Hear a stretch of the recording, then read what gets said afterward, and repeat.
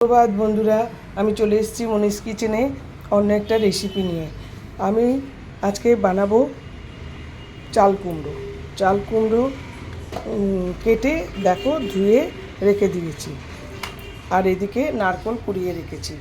এই যে চাল কুমড়োটা এবারে আমি সেদ্ধ বসাবো। এটা কিন্তু জল ছাড়া সেদ্ধ বসাতে হয়, একটুখানি নুন দিয়ে। আবার নুন নাও দিতে পারো, পরে নুন দিতেও পারো। আমি একটু নুন দিয়ে এটা সেদ্ধ বসাবো। সুপ্রভাত বন্ধুরা, আমি চলে এসেছি মনীষ কিচেনে অন্য একটা রেসিপি নিয়ে। আমি আজকে বানাবো চাল কুমড়ো কেটে দেখো ধুয়ে রেখে দিয়েছি, আর এদিকে নারকেল কুড়িয়ে রেখেছি। এই যে চাল কুমড়োটা এবারে আমি সেদ্ধ বসাবো। এটা কিন্তু জল ছাড়া সেদ্ধ বসাতে হয়, একটুখানি নুন দিয়ে। আবার নুন নাও দিতে পারো, পরে নুন দিতেও পারো। আমি একটু নুন দিয়ে এটা সেদ্ধ বসাবো। বন্ধুরা, আমি চাল কুমড়ো বানানোর জন্য চাল কুমড়ো সেদ্ধ করে জল ঝরতে দিয়েছি, আর এদিকে আমি কড়াইয়ে তেল দিয়ে দিলাম। কড়াইয়ে পরিমাণ মতো তেল দিয়ে দিলাম। তেলটা গরম হোক। এর মধ্যে আমি জিরে ফোড়ন দেবো। জিরে ফোড়ন, তেলটা একটু গরম হোক। তেলটা গরম হচ্ছে, এই তেজপাতা দিয়ে দিলাম, এই শুকনো লঙ্কা দিয়ে দিলাম।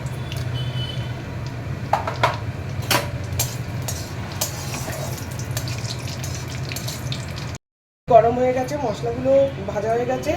এইবার আমি 4 রকম মশলা, জিরে ধনে আদা,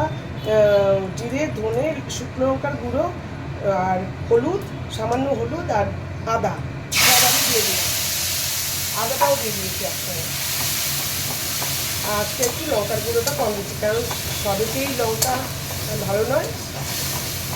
ওই চাল কুমড়োতে অত লাল রং হয় না, সেই জন্য লঙ্কার গুঁড়োটা কমই দিলাম। আমি কাঁচা লঙ্কা দিয়ে দেবো। এইটা একটু মশলাটা কষাই। এর মধ্যে এবার পরিমাণ মতো নুন দিয়ে দেবো, কারণ ইয়েতে লাউয়ে নুন দেওয়া আছে, সেরকম কম দেবো। অল্প নুন দিলাম। লাউয়ে সেদ্ধ করার সময় নুন দিয়েছি। লাউ না, চাল কুমড়ো। লাউ বলে ফেলছি। লাউ না, চাল কুমড়োর মধ্যে অল্প নুন দেওয়া, ভালো মতোই নুন দেওয়া আছে, তাই জন্য সামান্য নুন দিলাম।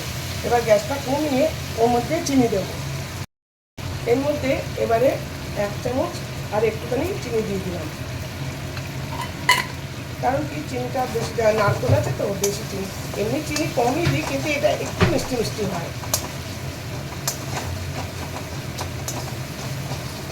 এই যে কাঁচা লঙ্কা দিয়ে দিলাম, যার যেরকম লাগবে টিপে খাবে। এই যে তেল বেরিয়ে গেছে, মশলা কষা হয়ে গেছে, তেল বেরিয়ে গেছে। এইবার আমি চাল কুমড়োটা দিয়ে দেবো। আস্তে আস্তে চাল কুমড়োটা দিয়ে দেবো।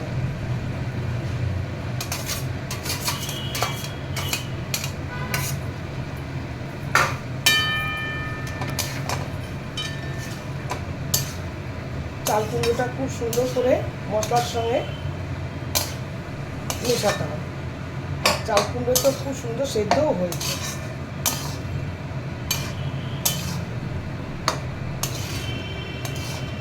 আর ইয়েটা কিন্তু, ফ্লেমটা কিন্তু মিডিয়াম আছে। সবাই জানো যে ফ্লেম বাড়িয়ে করতে নেই, আস্তে আস্তে হলে সেই রান্নার স্বাদই আলাদা। এটা একটু কষানো হোক। এই যে বন্ধুরা, একদম লাউ অনেকটাই হয়ে এসছে। এইবারে আমি নারকেলটা দিয়ে দেবো।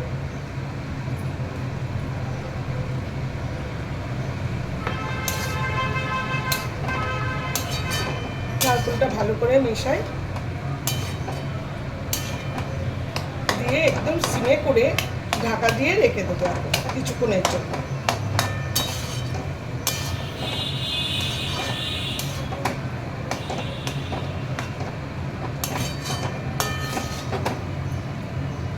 আর আমি সিমে একদম ঢাকা দিয়ে রেখে দেবো। একটু চেখে দেখলাম নুনটা কম আছে, তাহলে একটুখানি নুনটা দিয়ে দিচ্ছি। তখন তো একটু ভয় ভয় নুনটা দিয়েছিলাম, কারণ কি সেদ্ধর মধ্যে নুনটা দিয়েছিলাম অনেকটাই, তার জন্য একটুখানি চেখে দেখলাম আজকে, দেখলাম যে নুনটা কমই আছে। ভালো করে মিশিয়ে নিই, তারপর ঢাকা দিয়ে রেখে দেবো।